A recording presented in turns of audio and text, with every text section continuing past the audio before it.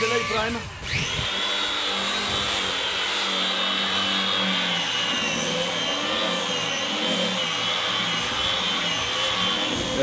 Igama lami uZamoxolo wakwamithi ifani ndihamba nomqwalaseli yeye lona apha eceleni kwami ibe ngusongezo yeye into esithe sa decide kuyo emveni koba sifumene istory ku BCM about ikhampani kaSongezo engu Woodmaster siye sa decide thina singabantu abasondeleyo apha kuye abanaso esisiphiwo nayo anaso sa decide into kokubana sidibane senze ikhampani enye sithathe over le company kaSongezo uWoodmaster kuba ebene Fort Shoals khona apho kube kune backlogs khona sithathe yona some incorporator nayo uSongezo kuba abantu besithanda isandla sakhe sadibana naye sahlangana kunye naye apha ecompanyini ngoku imanagement yecompany yethu inye ngoku ayisekho under uSongezo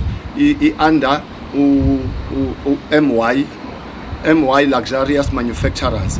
So ngoku into esiye sa decide ekuyenzeni ukuthi siqale ngeza customers ezakudala ezibe zingazifumani eza orders zazo sifuna uqala siclean zona then ke ngoku xana sigqibile ngayo yonke leyo nto then siqale ngecustomers ezintsha sithathe ezinye iorders sizenze kanjalo bana ngendlela esizimisele ngayo ukulungisa apho kuzo zonke ama mistakes ebethe wenzeka ngaphambili kuba siye sahlala phansi noSongezo sabuza izizathu zento eziye zabangela lento into kokubana kubekho abantu abakhalayo but ke siye sa understand thina iyo lento ke ngoku siye sabona ukuthi makuze thina ngezethu izikills sithathe over kwenzela basiqhubekeke phambili umphakathi walapha eBuffalo City ungabi sakhala again ngento ezifana nezinto ezifana nokumila okunje ngoku sizimisele kakhulu ukuseva umphakathi siuncede umphakathi ngezinto zakhona nequality nayo yonke into elungileyo sesithetha ke ngoku nangaba bantu bakhona ababantu bebe complainile ngaphambili abantu ke abo uSongezo ufuza baxela yena abasebebe complainile bese siyile kubo sathetha nabo abanye ke sesizenzile iorder zabo sazithumela kangento bana ba happy bayavuya kakhulu bakhona ke nabanye basezawulandela but ke kodwa kule ndawo sikuyo ngoku singu MY Luxurious Manufacturers sithathe over from uWoodmaster and wonke into iyalungiseka ngendlela enkosi Khuluwa. I've spoken with Ukim and uthuzifumene into zakhe izitulo nelandika izitulo kunye netafile lena beyiodi lapha kuSongezo and there are a couple of ezinye umama lo wase North End usisi wase Reston naye eni othi ikhona agreement naye anizofuna ukuba singena apha emoyeni uba zithini agreements iagreement ilena nami ngizoyilandela ke ngoxa senilandikile understand uba le new company idibanise ithathe over kuSongezo iyakwazi udeliverishana ezinto ezi and there are a lot of abantu bekhalaza ke napha kolandikeni ku Facebook ku page yethu apho khona bekhalazela malunga imali ezomnye there was a new one ebethatha nge5,000 wayinikile uSongezo and all sort of izinto so abantu abalelo hlobo bangaza ngaphambili okanye benze njani for uba bakwazi ukuconducta the new company then bakwazi ubeka ilandika zabo izikhalazo zabo if unokwazi uzilungisa ngendlela esiye sayihlela ngayo lento siye saziqelela ukuthi kubo bonke abantu abanezikhalazo besicele into okubana banxulumelane no BCM kwenzela into kokubana bafumane i-contact details zethu kalula kunye no BCM because ngoyena natsika uBCM ebethi akwazi ukusidibanisa naba bantu naba sisesile kubo besidibene nabo through uBCM so lonto leyo BCM TV abanye bayoya kumasipala straight uBCM TV yes uBCM TV nguye ke osincedayo athi asidibanise naba bantu banezikhalazo abanye ke siye siphinde simbuze kwayena uSongezo ngabanye abaseleyo abanye mhlawumbi ke angathi akwazi ukubalibala kodwa bawuthe bakhumbuleke xa the bavela then ke ngoku umuntu abeke isikhalazo sakhe sibone ukuthi sizasilungisa njani. Kodwa kuba ngaba kukhona into nayiphina into eyi-order e-outstanding, yona sizakwenza sure ukuthi siqala ngazo kuba sifuna ukuqhubekeka nekhampani, siqala ngazo sizigqibe zonke ezibekhala ngazo kwa-Woodmaster. So ke ngoku u-MY Luxurious yena uzawuqhubekeka ke ngoku arimbese bonke ababantu ngenatsika ngezazinto bekufuneke bebezenzela. Yes, abantu mkhuluwa with ikhampani entsha elolu hlobo, the only thing mhlawumbe beke ndayiva nithethayo uba you can only nenze laa nto bekuthiwa uzoyenza, not umuntu a-expect uba uzofumana i-reimbursement yemali. The only part enikwazi uyenza neyoba nisupply le nto wayithenjiswe ngayo, ni-make sure uba into yakhe lo muntu wayi-odile uyayifumana. Ingaba ndithetha inyani? Ewe tata, yiyo kanye ngolo hlobo thina kakhulu ngoba sidibene nge-expertise, asidibenanga ngemali. Yeah. Sidibene nge-expertise, ubuchule obusebenzayo natsika ukwenzela into yobana sideliverishe ezi zinto abantu bebekhala ngazo. Abantu kakhulu abantu bebengakhali ngamali, bebekhala ngezinto zabo abangazifumenanga. Yeah. Thina ke ngoku silapha thina for ukwenza sure ukuthi bazawufumana izinto zabo eziyana. Imali yona noko yile nathi siyifunayo ukwenzela into yobana sizokwazi ukuthenga ezinye izinto, ekwenzela uba sidibanise imaterial lena umuntu afumane into yakhe ngendlela le ayilindele ngayo, ukwenzela axole ngaphakathi emphefumlweni. Khuluwa man, fumane usongezo nje kancinci, khawusondele nje songs. Yeah, hayi usinise right nje nime apha. Nawe mkhulu ngicela usondele nje apha, yabona. Yeah, sifumane usongezo nje. But songezo, you've got viewers e-BCM TV ezingekho happy kakhulu ngelandeya yakho. I know ubuyibekile ingxaki yoba you had personal problems ezininzi kakhulu and zaku-overwhelma for uba ude uzofika kule ndawo kuyo ngoku. If mhlambi masiqale about any word ofuna uyithetha with the viewers that are not happy, ebezikutrustile zisandla sakho oba how good you are but he was failure to deliver into zabo, ungathini kubo kuqala? Okokuqala mandibulise kwi-viewers, ii-customers. Okokuqala mna ndizawucela uxolisa kuzo zonke ii-customers endiye ndazidisappoint. It was not my intentions noba ndizidisappointe, but ke ndiye endleleni ndafumana ii-challenges. That is why ifamily yam iye ya-intervena at the same time nabanye abantu community baye ba-intervene to rectify, in fact to resolve the matter, and also mna I would like to rectify all the problems and ndixolise wonke umuntu ongaxolanga. The songs, there's no doubt ebantwini, even nabo bathathe babakhalazayo, there's no doubt of skill onaso, you understand, and the quality of umsebenzi wakho. I think it will be mhlambi ndizayibeka mhlambi ngayinto errongo for thina, you understand, asithi umuntu onesiphiwo njengawe one mistake onhlange ngemistake ayenzileyo yokungakwazi umanage imali, you understand, asithi nalo talent masesiyingcwaba. Ndivuyile xa kuthiwa ifamily yakho ithathe over and kwadibana nee-friends zakho to urescueisha le nto, and I can ndiyakwazi ulandela wakhona uconfirm ebantwini uba awukimi uzifumene into zakhe, and you have spoken with eza clients bekhe ndaya kuzo and nazo you have agreement, you understand, with zona. And mhlawumbi wena Tasongs, in future mhlawumbi there are a lot of abantu abakhalazelayo, abantu abakule industry yakho ye-carpentry, oba abantu abawagqityelwa amakhitshi, abantu abayilandikelayo, mhlawumbi to advise abantu abapha endlini yeyiphi le mistake abantu bathanda uyenza. I know siyathanda ubhatala la upfront, you understand. I think mhlawumbi it's one of i-mistake esiyenzayo, omnye umuntu ayikhuphe yonke la mali, as a result i-carpenter kuba nzima uyolanda. Any advice to kumntu ofuna uyokwenza ikhitshi or ofuna uyokwenza something edibene neplanga to kumntu waselokishini, ibimelwa baqhuba njani?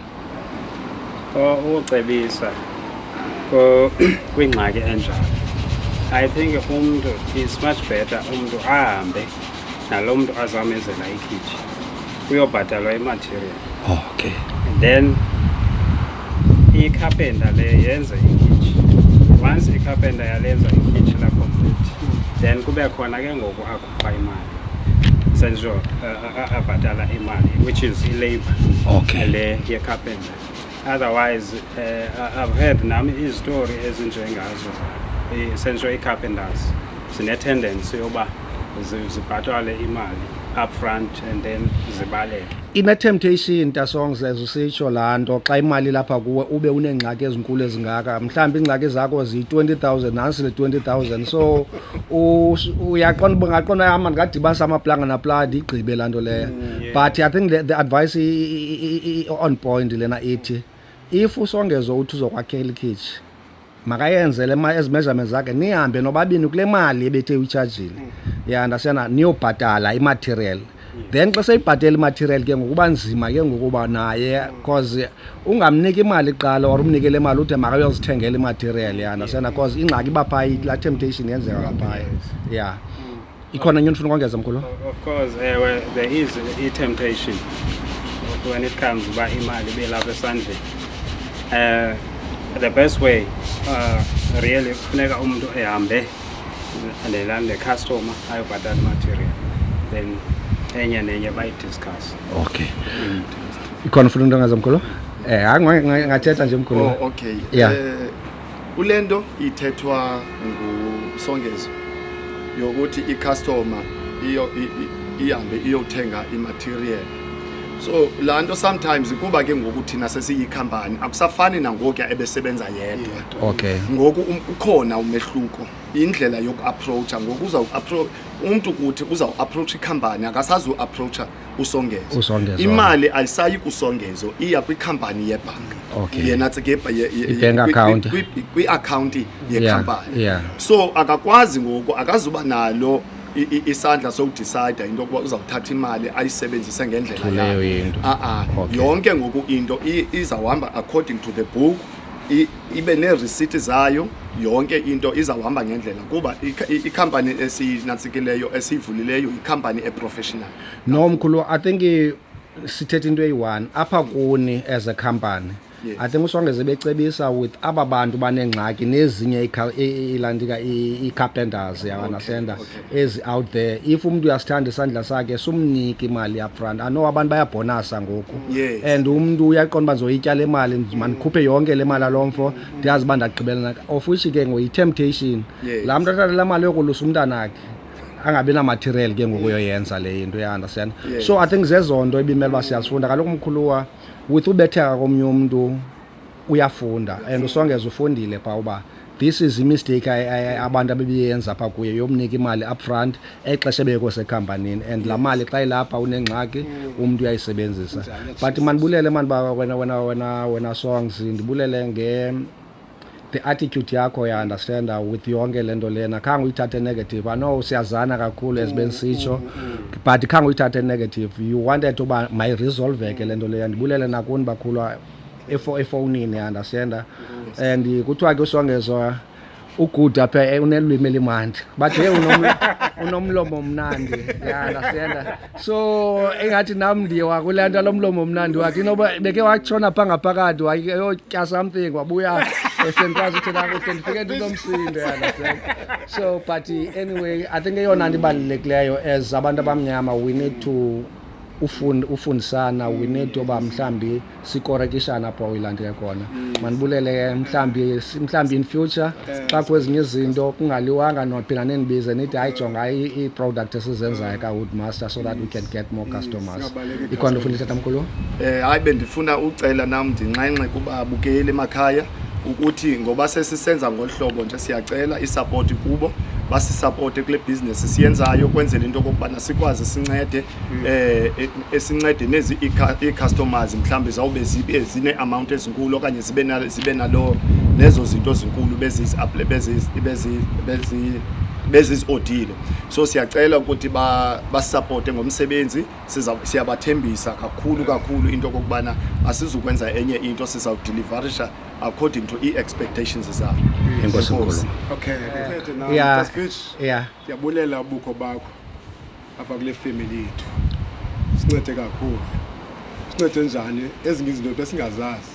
umzekelo bendiphangela mandiyeke last year so ke kanti andiyazange uba umntakwethu umnina wam lo akakho umntu ophakathi kwethu uzapha emva kwabo Yeah. sentsho usincedile ezinye into bendingazazi yabo and nayo iproblem bengathethi and aphinde okwesibini abe nengxaki nabantu asebenza nabo akanabo abantu yeva ke ngoku usebenza yedwa just imagine usebenza uwedwa ungumntu wenza ikhitshi uwedwa funeka usuke apha ubaleke uyothenga izinto uphinde ubuye elaa xesha umntu uyawubheka etawuni aliphinde libuye ube sesithi customers i-customer apha yabo so nam ndiyaxolisa tasfitch yabo andiqondi bingaziphinde yenzeke le nto intliziyo yam ibuhlungu but ke noko ndirayithi ndicela kumntu ke ngoku kumntu aba bantu bebengxaki nosongezo basiphe nje itshansi sikwazi ulungisa but nathi sisalena apha khona ndiyazi nento endiyaziyo bendikhuhla imoto phayidini yeah but ke lena isimila nale yakho at least banomnceda umntakwethu ungade kwenzeka into ezinje so nabahlali ndiyaxolisa i-community ndiyaxolisa andiqondi bizaphinda yenzeka kutsho mna utata omdala no mkhulu I think ibalulekile nalanto of ibusiness abantu abazalanayo to uformisha ibusiness nikwazi ukukhulisa ibusiness nedwa nosongezo ngumuntu wepride mosiyana sanumuntu ozithandayo so uhambe yoxela ingxaki komnye umuntu akwazi uyixelela uba imali yakho ndiyityile uthi into yakho ngizoyideliverisha abe yazi uba yana sen but I hope uba zonke ezo nto ezo zidlulile mkhulu masibulele ixesha lenu Nkosi kakhulu abulela ke apha phambi kwethu sinotata ke lona ibe nengxaki unkosikazi wakhe benengxaki with ifurniture le ibisenziwa ngosongezo tata bathi osongezo bebezile apha kuni izolo ungayiconfirma le into kunjalo hayi baye bafike bebathathu ngabantu ababini behamba nosongezo okay nathetha noko yakhona into enivanayo hayi sathetha savana kangangoba bafaka nesithembiso soba bazawubuya bazolungisa ezo zinto bengazilungisanga okay and umama oyena mntu bekhalazayo uthi akakho namhlanje umama lapha ekhaya akekho usahambe lapha edolophini ndiyayibona amadoda ayabhuzwa kwazi utata utshixelwa apha egeyithini kunzima wasingena phakathi xela lam enkosi ngexesha lakho ne